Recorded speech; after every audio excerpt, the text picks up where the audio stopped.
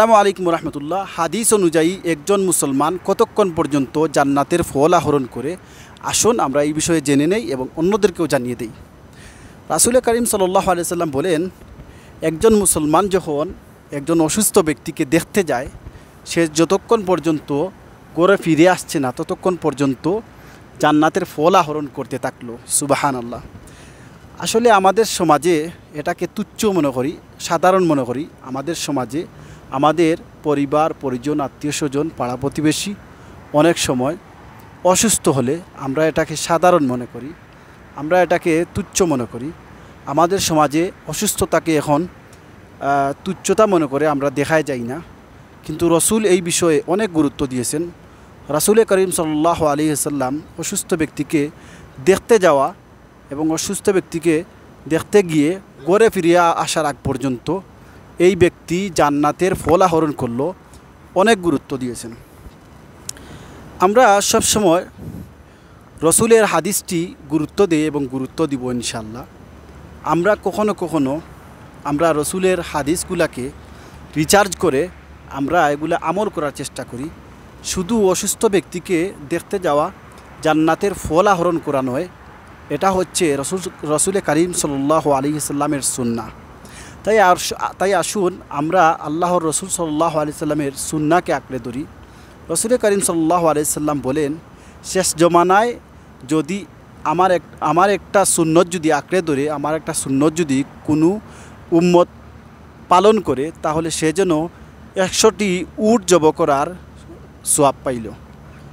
100টি উট জব করে আপনি যে সোয়াব পাবেন, এই সোয়াবটি পাবেন যে রসুলের একটি সুন্নতকে বাস্তবায়ন করা, এবং রসুলের সুন্নত যদি একটি বাস্তবায়ন করেন, সেটা রসুল সাল্লাল্লাহু আলাইহি ওয়াসাল্লাম বলেন যে 100টি উট জব করার সোয়াব আপনি পাবেন। তাই আসুন আমরা শেষ জমানায় রাসূলের সুন্নতগুলাকে আঁকড়ে ধরার চেষ্টা করি। অসুস্থ ব্যক্তিকে আমরা দেখে যাওয়া সাধারণ মনে করি আমরা যারা, এখন এটাকে আমরা বেশি গুরুত্ব দিই। কারণ আমাদের সমাজে বর্তমানে আমরা অসুস্থ ব্যক্তিকে দেখতে যাই না, শুধু কল করে ফোন করে হ্যালো হাই হ্যালো বললেই শুধু হয় না। আসলে এটাই ইসলাম নয়। রাসূল করিম সাল্লাল্লাহু আলাইহি ওয়াসাল্লাম বলেন, অসুস্থ ব্যক্তিকে আপনি দেখতে যান, এবং এটার অনেক গুরুত্ব রয়েছে। এবং কোনো ব্যক্তি যদি দেখতে যায় তাহলে করে ফিরে আসার আগ পর্যন্ত সে যেন জান্নাতের ফল আহরণ করতে থাকলো। আমরা এটাকে অনেক গুরুত্ব দেই, গুরুত্ব দিব ইনশাআল্লাহ। রাসূল সাল্লাল্লাহু আলাইহি ওয়াসাল্লামের হাদিসকে আঁকড়ে ধরি এবং রসুলের সুন্নাহ, এটা কোনো অসুস্থ ব্যক্তিকে দেখতে যাওয়া রসুলের সুন্নাহ মনে করে যদি আপনি যান তাহলে সোয়াব হবে। তারপরে আপনি দেখতে গেলে জান্নাতের ফল আহরণ করবেন। সেটাও আমরা আমাদের সমাজে হাই হেলোর মাধ্যমে আমরা খবর নিয়ে নেই, কেমন আছেন, কি অবস্থা, সুস্থতা অসুস্থতা জেনে নেই। আসলে এটা আমরা সাধারণ মনে করি, আসলে এগুলো সাধারণ এবং আমরা অপ্রয়োজনীয় মনে করি, আমরা গুরুত্ব দেই না।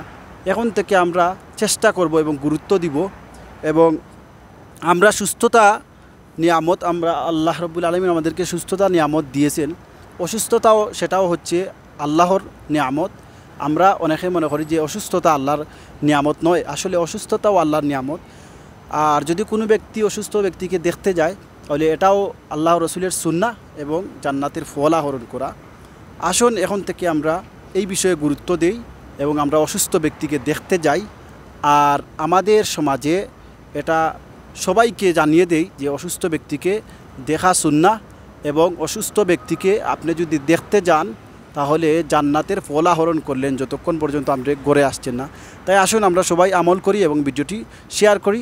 আমার চ্যানেলটি সবাই সাবস্ক্রাইব করুন। আসসালামু আলাইকুম।